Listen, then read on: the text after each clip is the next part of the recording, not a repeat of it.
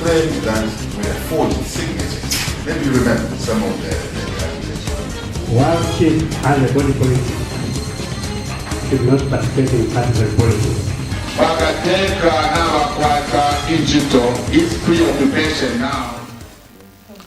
Thank you for watching Liberation TV and welcome to Society, a program which comes to you every Wednesday right here on Liberation TV, and it comes to you from 18 to 19 hours, and we're live on our Top Star Movie TV and as well as our Go TV decoders. And our topic this evening is the effects of genetically modified foods, a topic which we started discussing last week, and I've got a guest from the National Biosafety Authority, Mr. Christopher Simuntara, on my immediate right there, who's a Senior Biosafety Officer, Standards Technical Liaison, as well as Madam Sandra Mloa, who's the Communications Officer for the National Biosafety Authority, and also Madam Matibo Mchenywa, who's the Senior Biosafety Officer, Research and Fields, who are here to help us understand the topic at hand this evening. Remember, you can send SMS to 0978 43 74 37, 0978 43 74 37. Welcome to the program.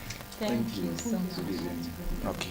I think due to our overwhelming response we had last week, and people were sending in SMSs on some of this that we did not tackle during our interview last week, and mostly were to do with what are the effects when someone consumes the genetically modified foods. I think before we go into the topic at hand, maybe also people want to know what is Zambia's legal and the regulatory status regarding the GMOs right here in Zambia. Yes. Zambia's regulatory status or system emanates from the Biosafety Act number 10 of 2007. So initially, before an act is put in place, there's supposed to be a policy. So Zambia has a biosafety biotechnology policy of 2003, and then we have the Biosafety Act number 10 of 2007. This is what gives birth to the National Biosafety Authority, you know. And the way the regulatory framework is framed, it's framed in such a way that besides the policy and the act, there is this secretariat that is governed by a board that looks at the direction and the policy issues of the National Biosafety Authority, and then it's supported by two committees: the Administration and Finance Committee and the Scientific Advisory Committee. You know, these work hand in hand with the Secretariat to implement certain issues of the National Biosafety Authority. So this legal framework is what enables Zambia regulate the import, export, transit, content use, research and development of all activities that involves genetically modified organisms, whether meant for food, feed, or research, or pharmaceutical applications. The National Biosafety Authority has this legal framework that operates to safeguard the humans, animals, and the environment in Zambia. Okay. Now, in terms of the availability of these foods on the market, we've seen the authority seizing some of the goods in some supermarkets. Maybe are they just limited to the supermarkets, or how available are these foods on the Zambian market, the GMOs? These foods are readily available. You find them not only in supermarkets, you also find them in vendors. So they are common food products, and these are products that have been on the market for a long time. We can give examples of Kellogg's, the cornflakes, some of the knickknacks, some of the soups that we use, some of the cereals. So there are a variety of foodstuffs that are available that contain a genetically modified organism. And when you walk into a shop, you'll be able to see, when you read on the pack, the ingredients that are stated. And they'll clearly state that this product contains genetically modified organisms. So they're very much readily available elsewhere. Okay. In terms of what is important is what you need to note is what makes those foodstuffs to be available on the Zambian market. That is why the National Biosafety Authority is there. You know, if we say we regulate the importation of these foodstuffs, what we are saying is that there is something that we do there is a series of activities in our regulatory process that enables us to authorize the product or reject the product to come onto the market. That is the same thing that enables us to seize the products, you know, because products will not just come into the country and go on the market. If they go on the market directly, it means the National Biosafety Authority must seize those products because something has not been done to ensure safety for human beings, animals, and the environment. But if they are found on the market, the National Biosafety Authority regulates. We do certain activities that back the regulatory aspect for us to ensure that these foodstuffs are safe for human beings, animals, and the environment, and authorize the importation and the placing on the market of these foodstuffs. Okay. Now, in terms of the myth surrounding these foods, how has the authority managed to maybe engage the people so that they understand maybe the effects of these foods that are sold on the market? I think we as the National Biosafety Authority, we've been conducting a lot of public awareness and sensitization. And I think on our part, we want to make the right information available to the public. People do have their own views, their own ideas about GMOs. Some of them are misconceptions, some of them are myths that they've just heard from other people. But I think as the NBA, we want to make available the facts about the GMO products that are on the market. As the NBA, we conduct a scientific risk assessment. So we deal with the facts, okay? What are the effects, if any at all, of these products when we do the assessment? Excuse me. When we do the assessment, we want to determine, okay, is this thing safe for people to consume? Is it safe for the environment? So I think for us, it's making those facts available. And then also, we ensure as the National Biosafety Authority that these products are labeled, like she said, so that somebody can make an informed decision. People have been consuming cornflakes. Some people like it, and they have no problem consuming it, whether it's a GMO or it's not a GMO.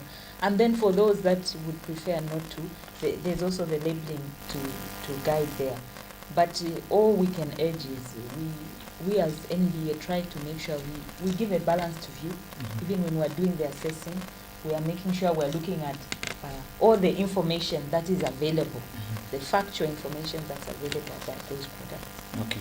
And also in terms of how you relate with other government wings to maybe regulate these foods on the market. I know you work with different institutions, health, agriculture, and other wings of government to help regulate these foods on the market. How is that collaboration working as that now? The collaboration is working okay because what you ought to know, what we ought to know, is that yes, the National Biosafety Authority doesn't work in isolation.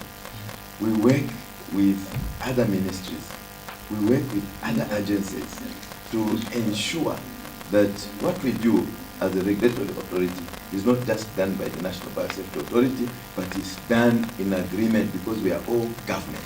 Now, I want to state that, you see, to start with, the National Biosafety Authority has what we call the Scientific Advisory Committee. Remember, I said it operates under the committee. The Scientific Advisory Committee has people, scientists from different institutions. These people come from Ministry of Agriculture. These people come from Commerce. These people come from different institutions, Ministry of Health, and the other institutions within the country that are government and regulatory agencies. So these scientists, when we are doing a risk assessment, we agree and collaborate and ensure that this information also filters through to the other ministries, you know. And not only that, there are issues of Codex Alimentarius and the Ministry of Health, or let me just say Food and Agriculture and WHO, which is, the Secretariat is housed at Ministry of Health. We work with them for us to regulate and ensure safety of these foodstuffs that are coming into the country, whether GMO or non-GMO. And also, we've ensured that we've signed certain MOUs memorandum of understanding. For example, we just signed one with Ministry of Health to ensure that we appoint health inspectors to be at the ports of entry so that they can help and work with us to regulate the entry of these products into the country. You know, so we are working with different ministries, different agencies to ensure the safety of human beings, animals, and the environment. Now, in terms of, I think there's a question of maybe some of the known effects of consuming these GMOs. And I know there are different allergies that people may have when they eat some of the foods.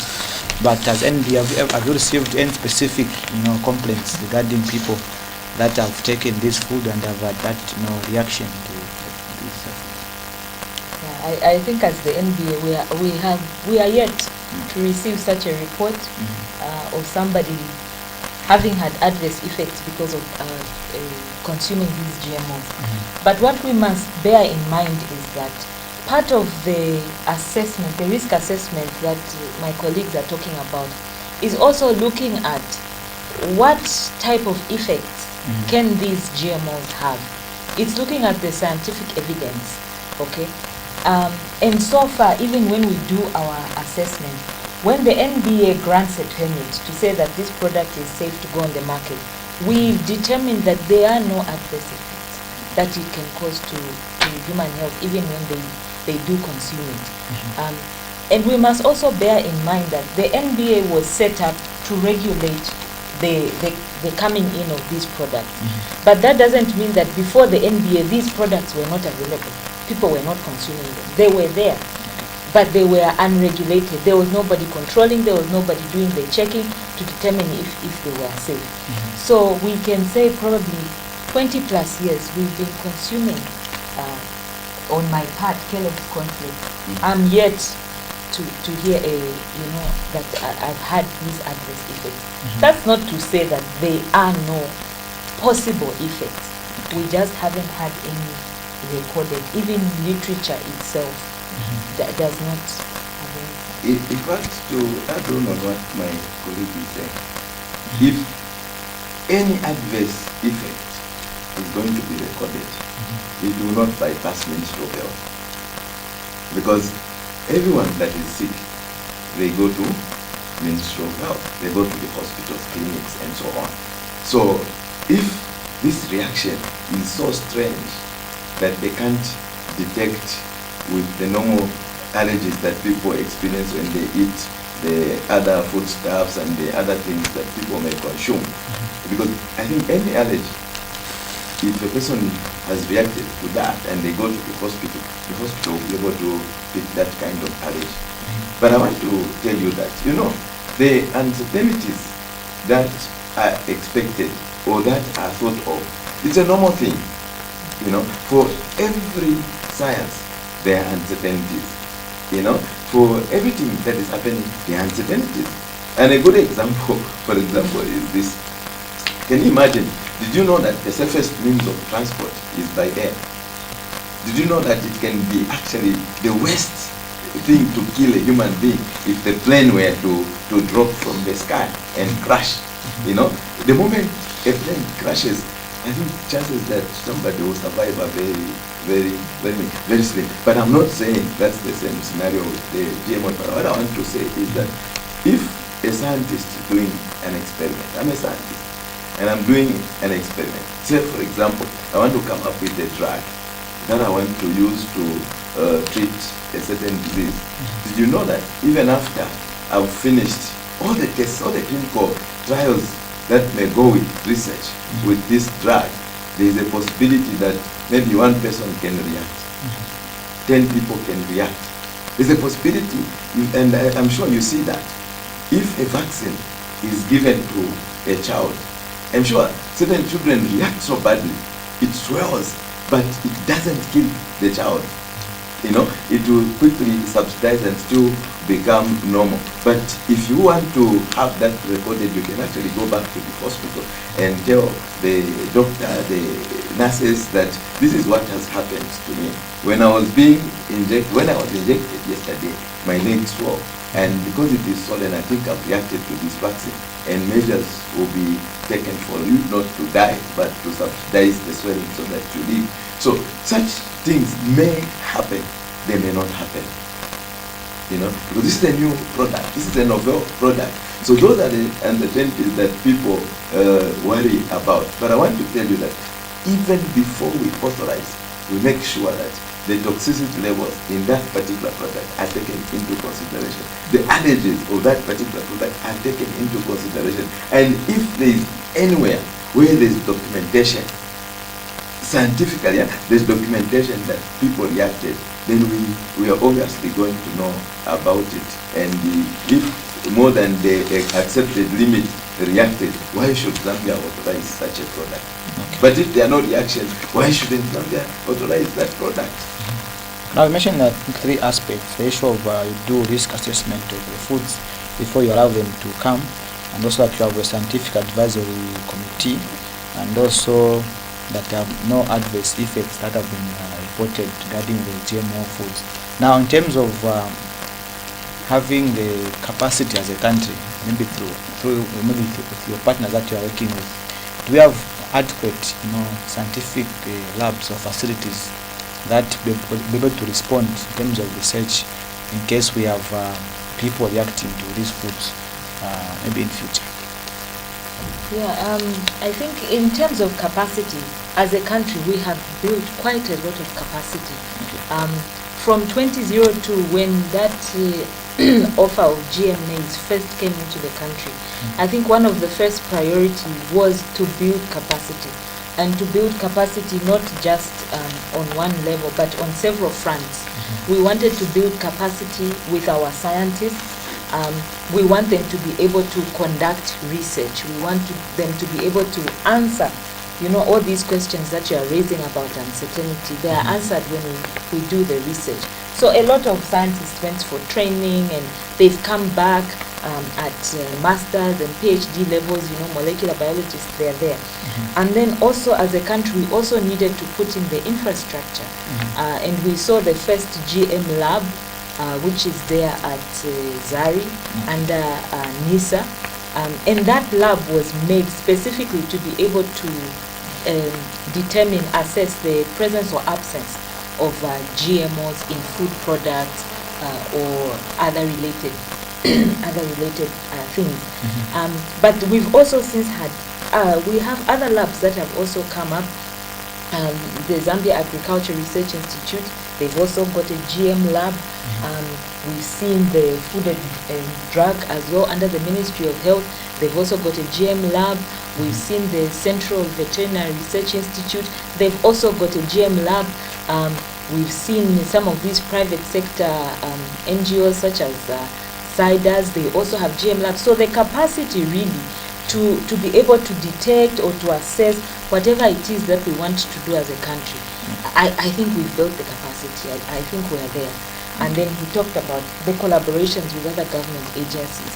Even though NBA is seated here in Lusaka, we already have people at Chirundu border that we know are assessing the products that are coming into the country. Okay.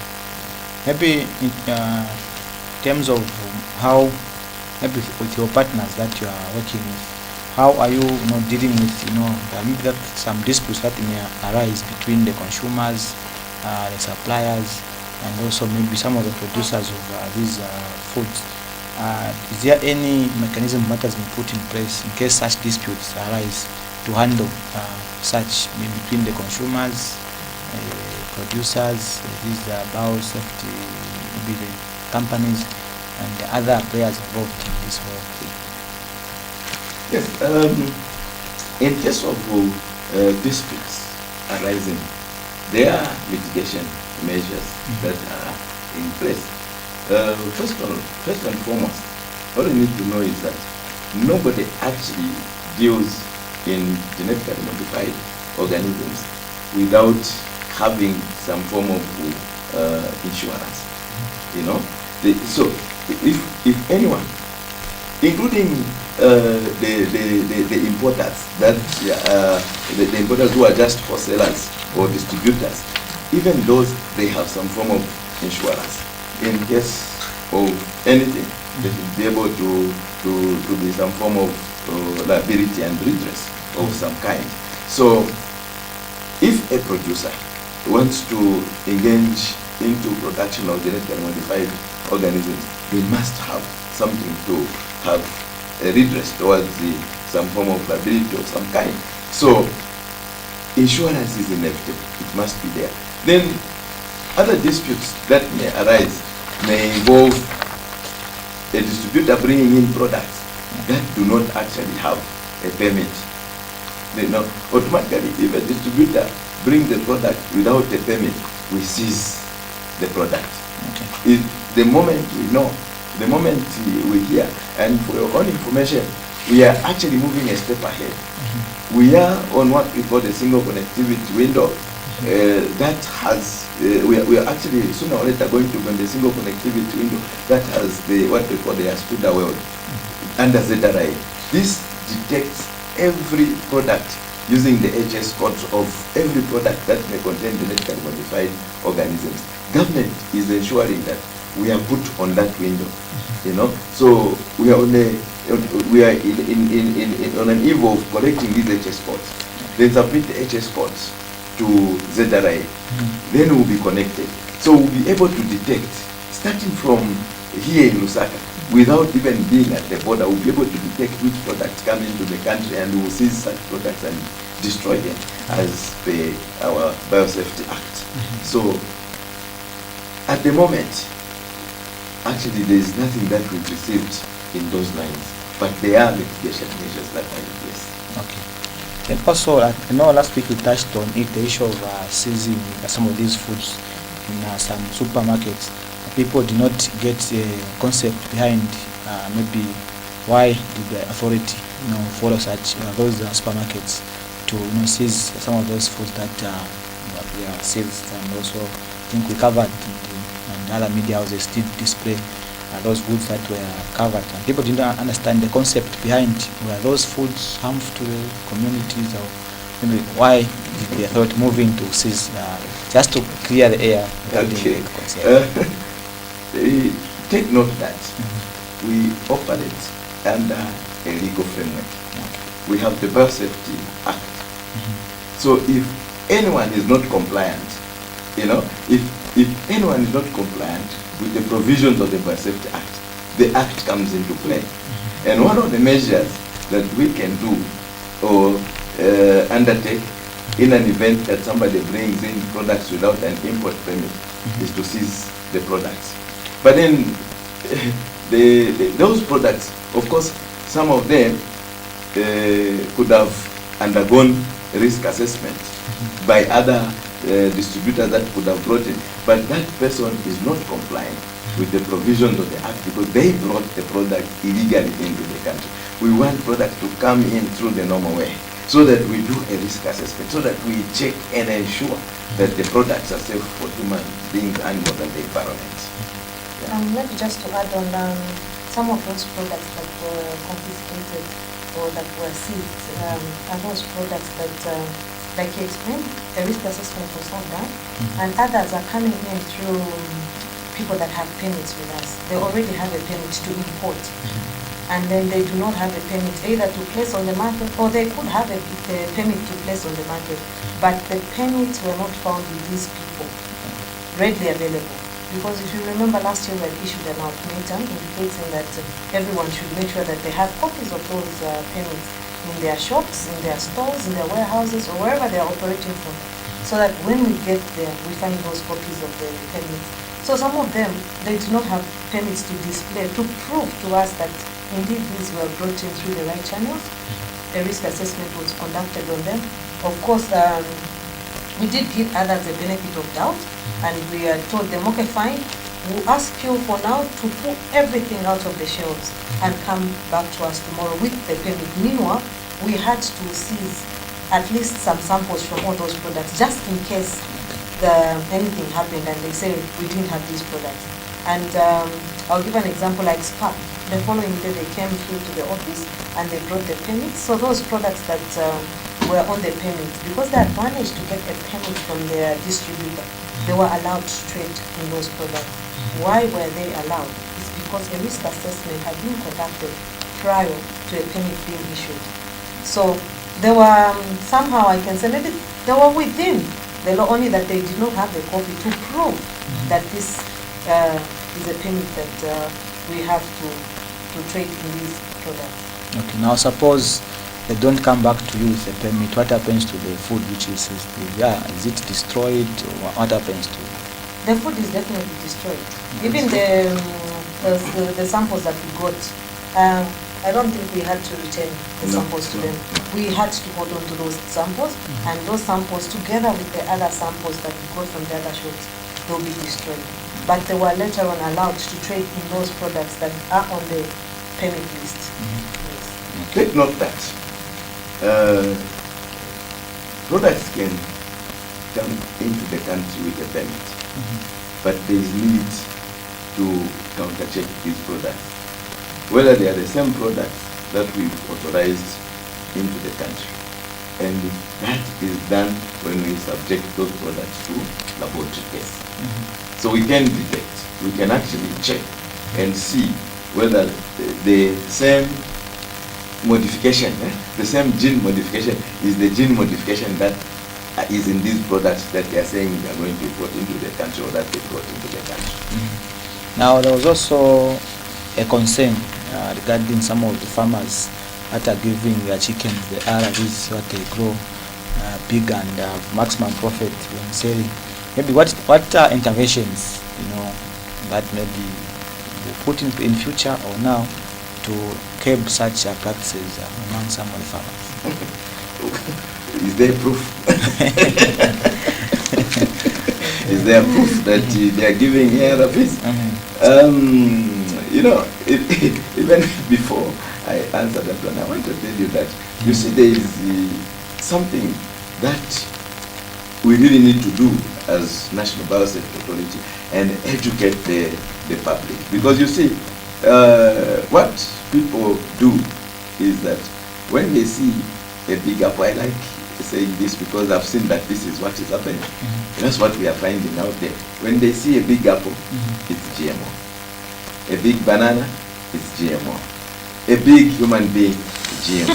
A big chicken is GMO. Is it true these are GMO? That is the question. But what I know about the broilers that farmers are keeping, what is happening is this. I'm going to say this because I have a very good background of this. Okay. Mind you, I worked for Ministry of Fisheries and Livestock before I actually joined the National Biosafety Authority. And what I know from the science that I know is that you are providing enough light to these beds that you are calling broilers. You bring the broilers, and you provide enough light 24/7. You provide enough water 24/7. You provide enough feed 24/7. Did you know that a bird, as long as the lights are on, it will eat 24/7? So this is what happens. The bird will eat through and through. Of course, these breeds have been improved in one way or the other through conventional breeding, natural selection. They've selected certain characteristics and then, bred these birds, and finally they come up with these broilers that people are keeping. And because of this ad-lib feeding, ad-lib water, ad-lib light, and everything provided in more than expectation, more than is expected. So what will happen is, because of that, the bird will actually eat and grow to big. It will become big, definitely big. Now, in addition to that, I'm not sure about ARVs. I think we are yet to establish that. We will probably ask our colleagues from Ministry of Health to substantiate that. But what I know is that these beds, certain beds are given growth boosters. And these growth boosters are basically hormones that have been chemically modified. Not genetically modified, but chemically modified. And then when they are given together with feed and everything else, and so it helps the birds to grow very big. But if you got a village chicken and did the same, don't get surprised when it grows as big as a broiler in a similar manner. Okay. Now, suppose such things are happening. What are some of the maybe with you mentioned the issue of Ministry of Health and livestock. Yeah, yes. Now, in case such things are there, because people, they will have those misconceptions and myths regarding this thing, like you mentioned. Now, in case those things are there, what are what interventions do you think can be put so that people stop doing that practice, and maybe also what assurance are you giving to people out there that when they see something, maybe a big chicken, big up like you mentioned, it's not a GMO food or something like that? If the public is worried, they can actually pick that chicken and bring it to the National Biosafety Authority. That's the first thing.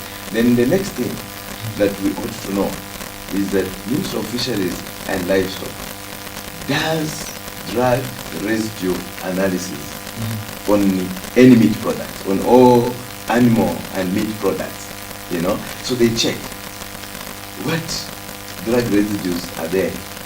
Are there any form of antibiotics? Because the chickens actually take antibiotics, and human beings take antibiotics. So if chickens have drug residues that are antibiotics, they will have an effect on a human being when he is sick. He may not respond to treatment that will be given that is of antibiotic nature, because the person has already been taking antibiotics, and so the organism that is in the body has already developed some form of resistance. But if they are ARVs, then I'm sure that can still be detected in one way or the other. Yes, under Ministry of Health. Yes. So if they are worried, then they can actually get samples, take them to Fisheries and Livestock, and they will take them to Food and Drugs. They will be able to check and substantiate whether surely they contain ARVs or not. Maybe also you mentioned the issue of, I'm thinking when we were just beginning the interview, that before you allow these foods to come in, you do some risk assessments so that you are sure of what they contain. Now, there's a question also on how do you determine that these foods, the GMOs, are safe for consumption. Remember, even last week we talked about the issue of seeds, that those that might, find themselves in the market, and people plant. I think there was an issue with the maize seed. Now, also in terms of those seeds being on the market, maybe without your knowledge as an authority, also maybe the impact that they have to the environment, and also how do you determine that what you find in those foods are safe for consumption by the consumers here in the country? I think first, I know my colleague will touch on other aspects, but he has mentioned we do have labs now that are able to do the checking. Okay, so even when you are suspecting, for example, he said if you suspect that this chicken has been fed with ARVs, bring it. If you suspect that this MRI seed is GMO, please bring it. And we do have labs that will be able to test, because we already know world over the GMOs that have been developed. So based on that template, we are able now to check. We can, quickly go through the process and check. If our labs are not able to detect, as a country, we can outsource. We can send samples to South Africa and be able to determine. And then when we're looking at the safety aspect of it, we talk about the risk assessment. Maybe just what do we do when we are determining that this food is safe, okay? We are comparing this, let's say for example, I'm giving an example of a GM maize and non-GM maize, okay? ZM577 here is conventionally bred. This is the normal one which you buy, and then ZM has also modified it to become a GM. When we are saying, how is this maize? Is it safe to consume? We compare it against this ZM, which people have been consuming, and is considered safe. You go into a store, you buy that maize, and you eat it because you know that it is safe. So we look at what type of toxins does this maize ZM produce, and this new GM we have produced, does it produce anything different from this other maize? No, it doesn't. Okay, they are the same. in terms of the profile, when we do the microscopic work, we look at the nutrients, the what, are they the same? Yes, they are the same. Then we can conclude that, okay, this GM is actually the same as this conventional one. So when we do the food safety assessment, we are comparing it to what you conventionally already eat. And if we deem this maize to be safe, and this new maize is exactly like this one, except maybe now it is able to tolerate insects, then we determine that, okay, this maize is actually safe. And we go through, we look at the nutritional profile, we look at the toxins, the allergens. That is how the NBA can comfortably say that, okay, this food is safe for human consumption. And in terms of the adverse effects, it's really a case by case. We can't stand here and declare that, all of these things are safe. And that's why we do a risk assessment, because each GM modification has its own parameters. So we can only determine case by case. When we evaluate the cornflakes, we determine these are safe. If you find them on the market, they are safe for consumption, because the NBA has gone through that process. We've done the analysis and we've determined it to be safe. And maybe just to add on, how do we know that these are GM products? I think my colleagues, both of them had explained earlier that we are in partnership. We're working with other partners to ensure that there's no infiltration, there's no illegal bringing in of such products. Just recently, I think about 3 weeks ago, last month, we had to stop some trucks from transiting, passing through the country, because we suspected the maize could be GM. They were coming from a country that is conducting research, although it's still at confined state. So we are not letting any chance pass. Anything that we suspect could be GMO, we'll just have to stop it and conduct tests like my colleague has explained. And just to add on a bit also, you need to note that when foodstuffs are declared safe, they are not only declared safe in Zambia, they are declared safe world over. If a foodstuff is declared dangerous in one country, then all of us world over will know that that foodstuff is dangerous world over. But regardless of that, this is the reason why each country handles these genetically modified organisms according to their legislature, according to their legal framework. But we are still connected under the United Nations and the GM food FAO platform, where we have all the foodstuffs and all the research activities that are happening country by country. They are posted on this platform for every other country to know what is happening in different countries. And the same thing happens also with what we call the Biosafety Clearing House. And the Biosafety Clearing House, it's a platform under the United Nations Environment Program. And even here, all the foodstuffs that have been deemed safe in different countries are also posted on this platform. They will even specify whether that food is safe as food, or it is safe as feed, or it's only safe for research purposes or for processing purposes. They will actually state and how is it safe. So all those platforms, they are platforms that we also consider. We look at such platforms. Are we the only ones? Okay, what is it that we found? What evidence have we got for us to deem this particular product to be safe for human beings, animals, and the environment? Okay. So it's actually a very rigorous assessment that we do. Yeah. Okay, I think before we wind up, so ask Madam Sandra here, again, the accessibility to your premises. Like he said that someone finds a big chicken, just pick it and take it to our offices. Yes, so that they're able to test and see if they're giving them those tablets that people are normally talking about, and also the information that you are sharing, how available are they for people to access? The information that we're sharing is very much available. You can visit our website, it's www.nbazambia.org. You can also find us on Facebook, NBA Zambia. You can also find us on LinkedIn, NBA Zambia, and also Twitter. We're also on Twitter. And For the physical officers, we are located in Kablonga at NAPSA complex, plot 100. We are off Lake Road. We are near Horizon Schools and Chibelo. From that point, one would not miss the. Okay. No, thank you very much for coming and clarify some of these issues that were raised by our viewers last week.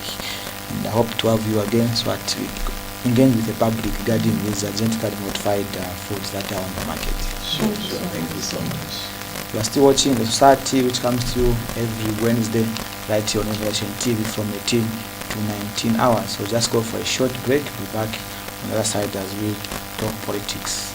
Stay tuned.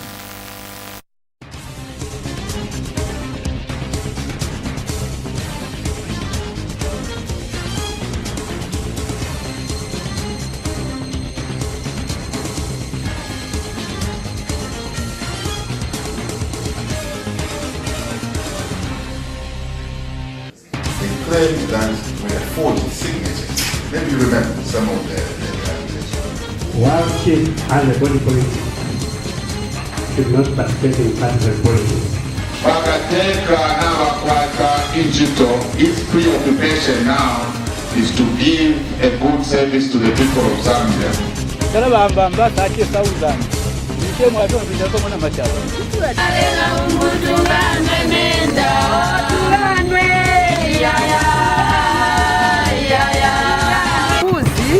Kuzisa abana bange kuba nili pano so nilabana kunyumba huko so pano kweli kapo pano tunakipia ndiraba.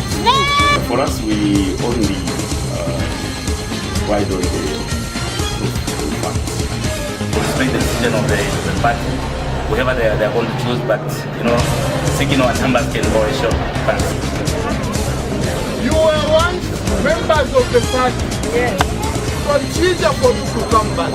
Ndiyopotera musogoleri wameneakeringa musogoleri wamenanganya pali fyucha aya marali enango vaota abantu kukwera kusogolo, but UPP is trying to show a difference. The issue I'll never rest until we see justice served. Muno moto waikala mwa Julius muno kusekelela kunyemba wati wachula sana ama voting yaisa baisa ba MP bafukama bakunkula tukosele nikoteleni ifo tukakusha ifro tuleba botela tolale tafe declare tinaba wina bati sitatila. It's a motion that attempts to destabilize the governance of this country, if at all, by whatever. Thank you for staying tuned. Still watching The Society, a program which comes to you right every Wednesday night on Revelation TV. And I was just talking to the people from the National Biosafety Authority, just talking about the issue of the effects of the genetically modified foods, and also how the impact that it has on our environment and also the health of the citizens that consume those foods. Now I'm joined by Mr. Francis Kope from the UPP's spokesperson, just to discuss a few issues that are affecting the nation right here on Revelation TV. Mr. Kope, welcome to the program. Thank you very much. It's good to be here. Okay. Okay, I think the main area of interest is now we have got the two by-elections now that are pending. We have Bahati, and also we have the issue of the loan which has been declared vacant by the Speaker in Parliament today. And also maybe you are in Bahati constituency and some of your meetings were stopped by the police. Maybe try to share also a few highlights from that meeting you had, and also how led your party is regarding the own seat that has been declared vacant. Wow. It's interesting that the Ron seat has been declared vacant. However, obviously debate has already ensued. People talking about there is an active court case that is the Honorable Member of Parliament Ron contesting pending his expulsion from the PF, and there was also the point of order that was raised over the issue of he categorically stated that he was the leader of the NDC, and NDC is him, and he is NDC, and so perhaps that is what moved speaker to declare the seat vacant. But all in all, there are a few issues obviously that needs to be addressed. Perhaps he will go the route of I will not fight it, or maybe let the due process of the court end. That's when we can talk about this. So that is still entirely up to him. But as the United Prosperous and Peaceful Zambia, we've been ready for parliamentary by-elections. The president has indicated that we're going to participate in Bahati. As you rightly mentioned, we were in Mansa, that is last week, and then the president came to Mansa, found us there. Just went as an advance party, and he met a few people. I'm telling them as few because he didn't hold his meetings as expected, though the response was quite overwhelming. The people of Mansa and Rapula in specific, they have been exposed to a lot of suffering, and the strategy that our colleagues might have is just to give out handouts, and that is what has been happening for quite some time. There's been giving out of handouts to people, and then when somebody's been in a situation for quite some time, when you give him something, he praises you even when he knows that it's so insignificant, or you're giving that person out of the money that you have stolen from those same people. So colleagues are planning a campaign of handouts, and we are planning a campaign of delivering a message of hope to the people, and a message of transformation, a message that will inculcate or will bring on the forward the aspect of practicality, and not only giving people handouts but teaching them how to fish at the end of the day. You saw how President Charles Chanda taught a number of youths in a number of places that he has been campaigning, be it carpentry, designing, and a number of life skills that he has been passing on to the youths out there. Talk of a driving school was opened just as a donation to the youths who would want to participate or to learn skills in such skills. So practically, we are going to have a situation where we do a practical life and skills transformation kind of content, where people would have at the end of the day not only get handouts as the other colleagues would have been doing. We want people to get something out of it, because we respect the people, and we want people to have that value at the end of the day, because there is too much poverty, as I mentioned, in Luapula province. So the campaigns will be redefined. And as for Wansha or in Ron, we have always been ready as the UPPZ for any by-election, and the president will soon be announcing a candidate for all these by-elections.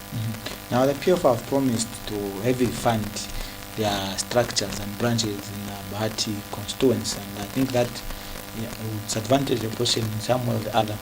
Now, what counter measures have you put in place to secure their votes in case people want to vote based on the ideas that the parties are giving, and not on what the ruling party is offering to the people in terms, like you said, in terms of handouts, but they vote for them. Okay, so it was foreseen that the only strategy that our colleagues can use is just handouts. That's why you have that information that you're talking about of they are going to heavily fund the structure. So it's not funding the structures, it's just giving people money, practically buying votes. That is what is going to happen. Now, remember, Luapula province is one of the poorest provinces in Zambia, and deliberately people have been kept like that. I know your viewers, even as far as Mansa and Bahati.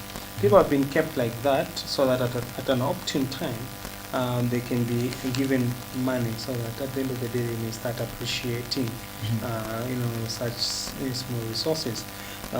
It is what is happening everywhere. you see money is scarce. You can't just bump into somebody who can give you a 10 kwacha or what or 100 kwacha nowadays. It's deliberate. So 2019 is going to be a tough year in terms of finances and liquidity. Up to 2020, mid 2020, that's when we're going to see a lot of funds being available and people having money everywhere, and a few things will just change, a little bit of improvement in the economy and all those things. So these are election strategies or campaign strategies that our colleagues have discovered, and to them is to keep people in poverty for a long time, to keep them hungry for a long time, and then at the right time they give them something to eat, so that people can't look elsewhere. All they can look up to is only them. So people in Nopla province, of course, they will be praising for the small handouts. We have to be very, very careful on what type of message that we'll be delivering in Bahati, because we can't, in as much as it is not right, it is against the electoral code of conduct to practice vote buying. Now we'll be dealing with people who are very disadvantaged. So in as much as you'd want to curb all these malpractice, say, of giving people handouts and things, you also be thinking about these people are very hungry. These people there are no jobs in Mansa. There are no industries in Mansa. Mansa battery is closed. People are not benefiting much from the manganese mines that are there, because the prices, in as much as manganese is a lot of value, but at the end of the day, in terms of on the market, on the international market, but there are so many middlemen before it reaches to being traded at international market. So at the end of the day, Zambians who own few mines, and most of them are MPs, currently serving in the PF, they own a few mines in Mansa and Wapola manganese mine, but they don't pay these people well. So it's only these small scale mine. There's no Mansa batteries. There is a little bit of activities on the other side, that is Mansa sugar, which is in Tembe, and mostly people who are operating from these places are coming from other districts, and the conditions are not as well, they're not very good, so as to affect the economy of the province. And the other issue is that the agriculture sector has failed. The agriculture sector has failed in Mansa and Wapola province. So basically, people are only relying on what is it that they can get from MPs. So when I was in Mansa, even the last time, I think last year I was in Mansa, and the other year, all we could see is their campaign centers that are ever open. There's cooking of Mshima every time. So if you have a problem, you just go to the campaign center of this MP, area member of parliament there. Then one thing that they will do is first of all give you Mshima, and then you eat Mshima with whatsoever. By the time you start discussing about your problems, you're already satisfied. And you of course, you're forgetting that you've left people at home, and then they give you a 20 kwacha. So it will seem like a problem has been solved. So basically, the poverty that we are seeing around in Mansa, in Wapola province, in Bahati, and other areas, it's a politically engineered poverty, so that colleagues can take advantage of the ignorance, the poverty, the suffering of the people. They can just give them t-shirts, handouts, and a little bit of beer to drink. So our strategy basically in Bahati will be a one-on-one talk, delivering a message of not a short-term message, but a long-term message. We'll try and put up everything together, because Luapula province is totally different waters. And like we've participated in the Senengo, where we did very well, remember, in Chipangali, in Sesheke and Mangangu. And all these elections that we have participated in, we have performed relatively well, because we have never been last. At least there's someone on the tail, and then we are somewhere there.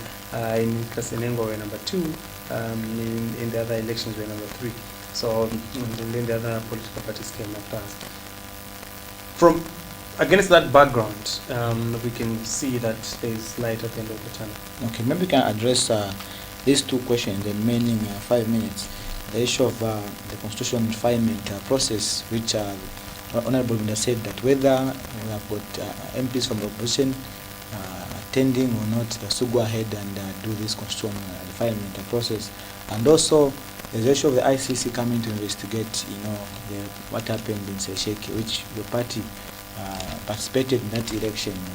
After the RNC had reported President Edgar Lungu and other, the Minister of Home Affairs, and Kaiser Zulu and others, they said they'll report them to ICC, and now the President said they invited the ICC to come and investigate those allegations. So now these 2 issues, your party's position regarding the issue of the ICC coming to investigate the Sesheke by-election, and also the issue of the constitutional refinement process, which I said to go ahead whether the alliance and their partners support it or not. Well, let's start with the ICC. First of all, ICC is a court, international criminal court. So it's a court. And when you have been, somebody wants to take you to court, you cannot then invite the court to come to your home. When your wife or your cousins are accusing you of something, you cannot be the one to say, I'm now writing to the court and inviting the court to come and look into this. No, it doesn't work like that. Unless we are missing something. I don't know the understanding that we have in our country, and this is coming from the state. It's shocking how we are being led and directed in the country. So it's not practical. It's not something that one can even think of, going this particular route. So there is a complainant and the defendant ask the court, if at all the case has been open, you ask the court to come and investigate it. It doesn't happen like that. I don't know where we get this kind of thinking. That is one thing. The President of the Republic of Zambia has authority. He is the head of states, commander-in-chief of the armed forces. The court, which is a local, our judicial system, which is within our country, has not been, at one point being invited to investigate any case like that. So this issue of ICC talk and inviting and writing to the ICC and what and involving ICC, we're just exposing ourselves negatively, because if there are wars against humanity and all those things we are yet to see, we pray that there could be cases in our local court, and then these courts have failed to address these issues, then they are grieved that decided to seek intervention from the International High Court, from the ICC. Now, the other thing that we need to note is that there are offices here, offices of Amnesty International and these are offices that we have not used as a country, and yet we could run to the ICC. This is against the background that Charlotte Scott, the other one, the one who came from the one who came from Scotland, who came from Commonwealth. Yeah. When she came, there was a talk of we need to have a homegrown, a home-led, a local, kind of dialogue which will be led. The one who invited the church was the president, and CID was the president initially, because you're saying that we cannot have a process that is led by Commonwealth. Okay. And here we are. He is the one who is jumping or surpassing all the local avenues of processes and going straight to the international criminal court.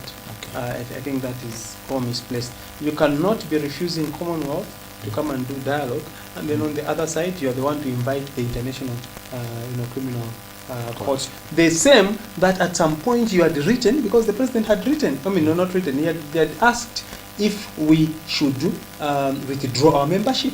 Don't forget about all these things. We were supposed to withdraw our membership, and we didn't withdraw our membership, and then we want to run to the ICC. All these things are not making sense. Okay. No, thanks very much, Mr. Kope.